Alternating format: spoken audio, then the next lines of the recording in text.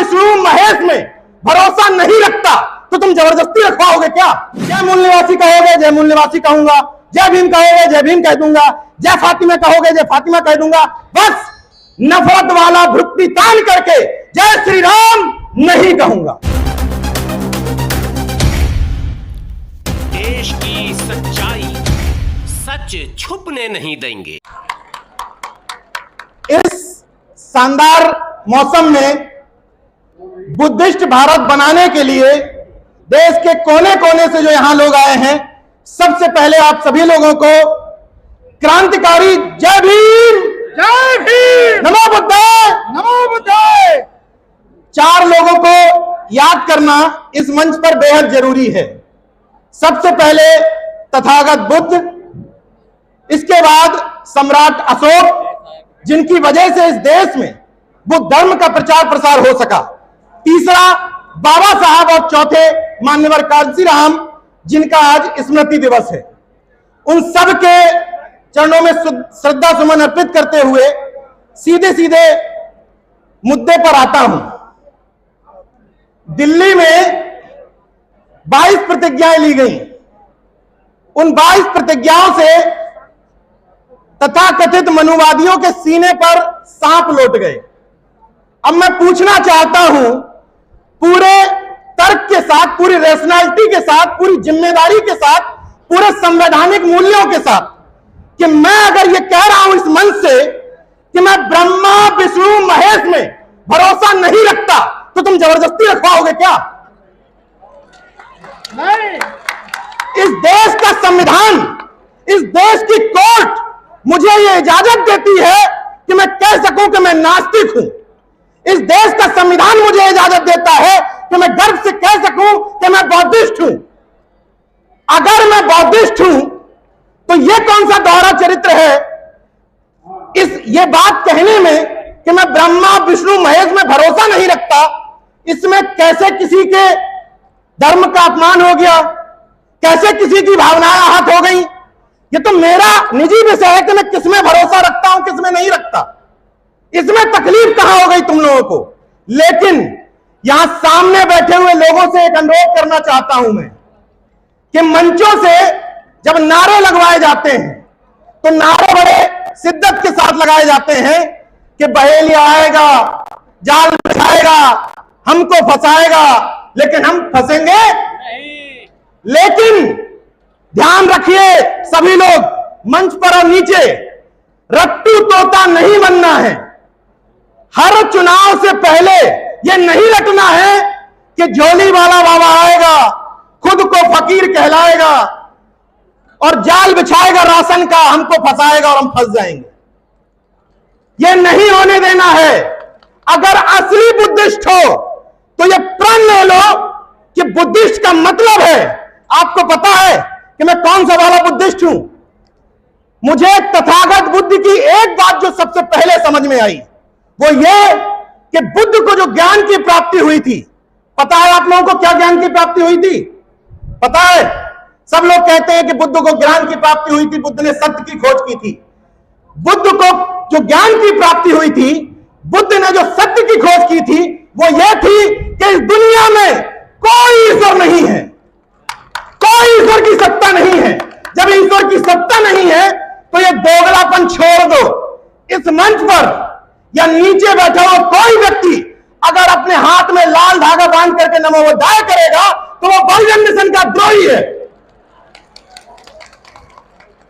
लाल धागा बांध करके घर पे मनुवादी देवी देवताओं को रख करके हाथ जोड़ रहा हूं कि नमो बुद्धाय जय भीम कहना बंद कर दो। वो व्यक्ति जो अर्चक संघ को मानता है, जो महामना रामस्वरूप वर्मा से लेकर के जगदेव बाबू पेरियार रामास्वामी नायकर की जयंती मनाता है और अगले ही दिन जाति महासभा के कार्यक्रमों में चला जाता है, वो बहुजन समाज का द्रोही है। इस मंच से जितने भी वक्ता बोले हैं, मैं आह्वान करता हूं कि प्रण लो इसी मंच पर कि आज के बाद किसी जाति महासभा के कार्यक्रम में नहीं जाऊंगा। तय करिए इसी मंच पर। यह दोगलापन नहीं चलेगा कि बहुजन भी बने रहे और जाति महासभाओं में पदाधिकारी भी बने रहे। यह दोहरा स्टैंडर्ड नहीं चलेगा। 30 साल से, 35 साल से, 40 साल से लोग अपने आप को अंबेडकरवादी कहते हैं और जाति महासभाओं में बटे हुए भी हैं। जो अपने आप को अर्जकवादी कहते हैं वो जाति महासभाओं के पदाधिकारी भी हैं। कैसे बदलाव आएगा? अपनी अपनी जाति के नेताओं में सामाजिक न्याय खोजते हो और कहते हो कि आरएसएस और बीजेपी ने आपका नुकसान किया है। सामाजिक न्याय जिस दिन असली व्यक्ति को पहचानने लगे, एमके स्टालिन के शान में कसीदे करने वाले लोग अगर एमके स्टालिन उत्तर प्रदेश में चुनाव लड़ने आ जाए तो उसकी जाति खोजेंगे। गारंटी से बता रहा हूं, जाति पहले खोजेंगे कि एमके स्टालिन हमारी जाति का है कि नहीं है। जब तक तारीफें इस आधार पर होंगी कि हमारे जाति का नेता 2 मिनट संसद में बोला था, यह सामाजिक न्याय है। हमारी जाति का नेता पेपर में कटिंग में लिखा था कि जातिवार जनगणना की बात की, यह सामाजिक न्याय है, तब तक परिवर्तन नहीं होना है। कान खोलकर सुन लो।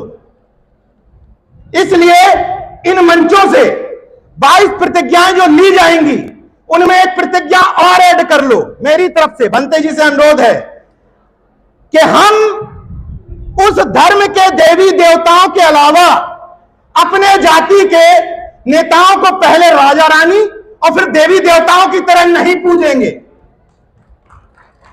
इस मंच से यह क्लियर करना पड़ेगा कि हम जाति के ठेकेदारों को देवी देवता नहीं बनाएंगे और तथागत को, बाबा साहब को देवता और भगवान नहीं बनने देंगे।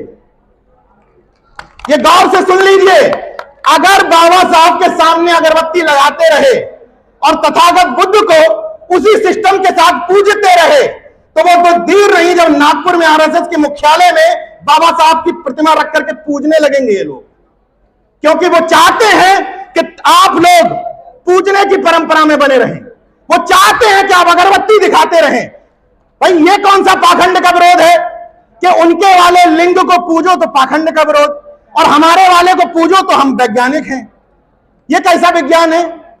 पाखंड विरोध, पाखंड विरोध। इसलिए जिन लोगों ने कहा कि नीरज पटेल बुद्धिस्ट हो गए, उनको मैं बताना चाहता हूं कि मैं साइंटिफिक बुद्ध का अनुयायी हूं, पाखंड वाले बुद्ध का नहीं। मैं कहीं भी किसी भी कीमत पर पाखंड को बर्दाश्त नहीं कर सकता। ये मेरी दिक्कत है, अच्छा लगे या बुरा लगे। मैं उस बुद्ध का अनुयायी हूं जो कहता था कि मैंने कुछ कह दिया, मैंने कुछ लिख दिया, मैंने कुछ बोल दिया, इसीलिए उसको सच ना मानो। पहले तर्क की कसौटी पर कसो कि मैंने जो बात कही वो तार्किक रूप से कितनी सही है, तब उस बात को मानो। हम उस बुद्ध के अनुयायी हैं। हम संगठनों में, नेताओं में देवी देवता खोजने लगे, उनको राजा रानी की तरह ट्रीट करने लगे, इसीलिए बदलाव नहीं हो पा रहा है। तीन कैटेगरी के जागरूक लोग हुए। एक कैटेगरी के वो जो इस तरह के कार्यक्रमों में जाने लगे, उससे एक कैटेगरी आगे बढ़ी, महापुरुषों की जयंतियां मनाने लगे। लेकिन मुझे वो तीसरी कैटेगरी चाहिए जब जातियों के आधार पर महापुरुषों की जयंतियां बंद हो जाएं। ये जो दूसरे किस्म के जागरूक है ना, ये समाज का बंटाधार किए हैं, जागरूकता का ठेका भी लिए हैं और जाति के महापुरुषों के नाम पर एक्टिव भी हो जाते हैं। ये बदलाव लाना पड़ेगा। जब कुर्मी समाज का व्यक्ति कर्पूरी ठाकुर की जयंती मनाएगा, जब यादव समाज का व्यक्ति शिवदयाल चौरसिया की जयंती मनाएगा, जब मौर्य समाज का व्यक्ति संत राम विजय प्रजापति की जयंती मनाएगा और ये सब मिलकर के बाबा साहब की, रामस्वरूप वर्मा की, जगदेव बाबू की, महाराज सिंह भारती की जयंती मनाएंगे, बदलाव हो जाएगा। बदलाव झक मार के पीछे आएगा, झक मार के। लेकिन जब तक जाति के आधार पर यह क्राइटेरिया तय करोगे कि नीरज पटेल अच्छा बोलते हैं क्योंकि पटेल हैं, लक्ष्मण यादव अच्छा बोलते हैं क्योंकि यादव हैं, तब तक कोई बदलाव नहीं होने वाला। वहां की गुलामी यहां ट्रांसफर हो जाएगी और कुछ अंतर नहीं आना। यहां जितने व्यक्ति बैठे हैं सबकी जिम्मेदारी बनती है कि अपने अपने सोशल मीडिया अकाउंट्स पे ध्यान दें। जिन लोगों ने नाम के बाद जाति हटा ली, उनके सोशल मीडिया अकाउंट चेक करो, 10 पोस्ट में पता चल जाता है कि किस जाति का है। गजब सामाजिक न्याय है। एक ट्रेंड देखिए, इस मंच पे बहुत अच्छा बोला जा सकता है, बीजेपी का विरोध करो, 50 मिनट सब ताली बजाते रहेंगे, बहुत आसान है। इस भीड़ को मूर्ख बनाना बहुत आसान है। केवल आपको पाखंड अंधविश्वास का विरोध करना है, बीजेपी के खिलाफ जहर उगलना है, हिट मामला। लेकिन ये इन लोगों से कौन पूछेगा जो अपने नाम के आगे बौद्ध लगाने लगे? उन लोगों से कौन सवाल पूछेगा कि क्या बुद्धिस्ट बनने के बाद, नाम के आगे बौद्ध लगाने के बाद जातियों में शादियां बंद कर दी क्या? कौन सवाल पूछेगा? अभी तमाम लोग पहली कैटेगरी में हैं कि आज हम लोग इस परिवार को में शामिल होने आए हैं, कोई दिक्कत नहीं। लेकिन 10 साल से 20 साल से जो पंचशील का ध्वज अपने घर पे लगा रहा है, इन तमाम सारे चीजों का पालन कर रहा है, प्रतिज्ञा ले रहा है, फिर अंतरजातीय विवाह क्यों नहीं? और बिना अंतरजातीय विवाह हुए जब तक ये क्रॉस किया नहीं जाएगा कि मैं जाकर के गर्व से बताऊं कि वो फलाने प्रजापति तो मेरे मौसी के बेटे हैं, वो फलाने मौर्य जी मेरे चाचा के लड़के हैं, वो फलाने विश्वकर्मा जी मेरे मौसी के बेटे हैं, जब ये कनेक्शन हो जाएगा, ये वैचारिक रिश्तेदारी डेवलप हो जाएगी, किसी मंच की, किसी संगठन की कोई जरूरत नहीं रह जाएगी। इसलिए इस मंच से आह्वान करता हूं, मैं द्रोही हूं समाज का, इस मंच से कह रहा हूं क्योंकि तब तक मेरी चेतना विकसित नहीं हुई थी। मैं कह रहा हूं मुझे गाली दी जा सकती है कि मैंने जाति में शादी की है, इस बात के लिए मैं गुनहगार हूं, आप लोग मेरे खिलाफ लिख सकते हैं, लेकिन उस समय तक चेतना विकसित नहीं हुई थी। लेकिन अब चेतना विकसित हुई है, गर्व के साथ कह रहा हूं कि मेरे बेटे का नाम है कबीर, और बचपन से लेकर अभी तक कबीर को, महिलाएं गौर से सुन लें, कबीर को न काला धागा हाथ में पहनाया है, न टीका लगाया है, न हार पहनाई है, न चाकू लगाया है, लेकिन मेरे बेटे को नजर नहीं लगती क्योंकि वो तार्किक पिता का पुत्र है। और कबीर अपनी जाति में शादी नहीं करेगा, इस मंच से ऐलान करता हूं। यह वैचारिकी बढ़ानी पड़ेगी। मंचों पर भाषण देने वाले अपनी तरफ उंगली करके पूछें कि हम कितने सुधरे हैं, हमने इस सामाजिक परिवर्तन की दिशा में कितना काम किया है, तब सही अर्थों में बदलाव आ जाएगा। एक अनुरोध और कर लेता हूं, इस माहौल को देख करके मुझे बड़ी खुशी हो रही है, और मैं नहीं कहना चाहता था, इस बात पर सवाल उठेंगे, फिर भी इस मंच पर तमाम सारे लोगों ने कहा पटेल जी अपने लोगों को सुधार लो। तो इस मंच से आह्वान करता हूं कि सिर्फ जो ओबीसी हैं, संवैधानिक ओबीसी, जिनको ओबीसी का दर्जा दिया है संविधान ने, जरा हाथ उठाए कितने ओबीसी हैं यहां पर? अरे भरपूर हाथ उठाइए जितने ओबीसी के लोग हों। अरे दोनों हाथ उठाइए, जरा ताकत से दिखाइए ओबीसी। देखिए अब वो नफरतवादी लोग देख लें जो हर चीज में आपस में लड़ाना जानते हैं, अपनी अपनी दुकानदारी चलाना चाहते हैं, देख लें कि पिछड़ा वर्ग इस बहुजन मिशन में शामिल है या नहीं। बताइए शामिल है या नहीं? जिस व्यक्ति को दिक्कत हो, जिस नफरतवादी को दिक्कत हो, टाइटल पूछ ले, चौरसिया है कि नहीं, विश्वकर्मा है कि नहीं, पटेल है कि नहीं, यादव है कि नहीं, मौर्य है कि नहीं, निषाद है कि नहीं? अब बताओ कावड़ हो रहा है ओबीसी? चौहान है कि नहीं, दर्जी है कि नहीं? अरे पटेल भी है ना। एक एक का नाम क्या लूं? मैं माफी चाहता हूं, बुद्ध बनने के बाद कोई जाति नहीं होती, हाथ जोड़ करके माफी चाहता हूं। लेकिन नफरतवादियों को बताना चाहता था, जो समाज में विघटन पैदा करना चाहते हैं, कि इस बहुजन मिशन में अब ओबीसी भी पूरी तरीके से तैयार है, तुम गले तो लगाना सीखो। और उस ओबीसी से भी अनुरोध करता हूं, उस ओबीसी से जो छतरी लगाए घूम रहा है, उस पिछड़े वर्ग के तथाकथित छत्रियों से भी अनुरोध कर रहा हूं कि तुम्हारा छत्रित्व किसी कमजोर को दबाने में नहीं है। तुम्हारा छत्रित्व का मतलब है कि अगर किसी कुर्मी के सामने किसी प्रजापति को कोई मनुवादी पीट रहा है, तो तुम खड़े हो जाओ कि तुम्हारी हैसियत कैसे हुई मेरे भाई को हाथ लगाने की। यह तुम्हारा छत्रित्व है। जो तथाकथित जातियां छतरी लगा के घूमती हैं, कुर्मी छतरी, यादव छतरी, मौर्य छतरी, और निषाद भी जलपचार छतरी, और प्रजापति ब्राह्मण है, और विश्वकर्मा ब्राह्मण है, तो अनुरोध है कि कम से कम गांव में यूनिटी बनाइए। इस तरह के कार्यक्रमों से हकीकत है कि बहुत बदलाव नहीं आएगा, लेकिन गांव में एक ग्रुप बनाइए जिसमें काले कोट वाले जरूर रखिए। गौर से सुनिएगा, इसमें पैसा खर्च नहीं होना है। ब्लॉक स्तर पर काले कोट वाले मतलब वकील संगठन में जरूर शामिल करिए। हमारे जैसे बकैत पत्रकार जरूर होंगे आपके ब्लॉकों में, उन लोगों को शामिल करिए। सामाजिक कार्यकर्ता जिनको कहते हो कि चंदे के दम पे चलता है, उसको शामिल करिए। और वो लड़का जिसको आपने हमेशा ये कहा कि अरे ये लखनऊ जाता है, दिल्ली जाता है, फर्जी फोटो खिंचाता रहता है, वो आपके लिए फुल टाइमर है, वो लड़का फुल टाइमर है, उसको अपनी टीम में शामिल करिए। जब 5 काले कोट वाले 5 पत्रकार थाने पर खड़े हो जाएंगे तो आपका उत्पीड़न बंद हो जाएगा। किसी विधायक, किसी सांसद, किसी नेता की तरफ हसरत भरी नजर से देखने की जरूरत नहीं है।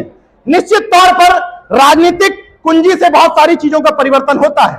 अगर मायावती जी सत्ता में नहीं आती तो यह जगह हमें नहीं मिलती, निश्चित तौर पर होता है। लेकिन कांसीराम साहब ने केवल एक बात थोड़ी कही थी कि बिना राजनीतिक कुंजी से कुछ हासिल नहीं होता।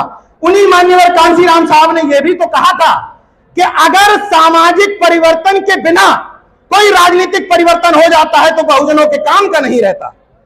वो सामाजिक परिवर्तन के लिए कौन लड़ेगा? हर व्यक्ति राजनीतिक परिवर्तन के लिए लड़ा जा रहा है और राजनीतिक परिवर्तन के लिए लड़ने के चक्कर में बुरा है, भला है, मेरी जाति वाला मेरा देवता है, चाहे फरसा उठा ले, चाहे गणेश पकड़ ले, लेकिन किसी भी व्यक्ति का जातिवाद टेस्ट करना हो, लोग मुझसे कहते हैं कि आप थर्मामीटर लेके घूमते हो क्या? कोई जरूरत नहीं है। 15 मिनट उसकी जाति के नेता को सामने बुराई करो, उसका जातिवाद बाहर आ जाएगा। किसी का भी टेस्ट करके देख लो, और नहीं बाहर आया मतलब बहुजन मिशन का असली योद्धा है। असली योद्धा वही है जो जाति के नाम पे ना फिसले, जो जाति के नेताओं की गुलामी से उबर जाए। मैं भंते जी को धन्यवाद देता हूं कि इतना शानदार मंच सजाया, और ये गौर से सुन लीजिए कि हमें ये प्रतिज्ञाएं लेने की आजादी संविधान से मिली है।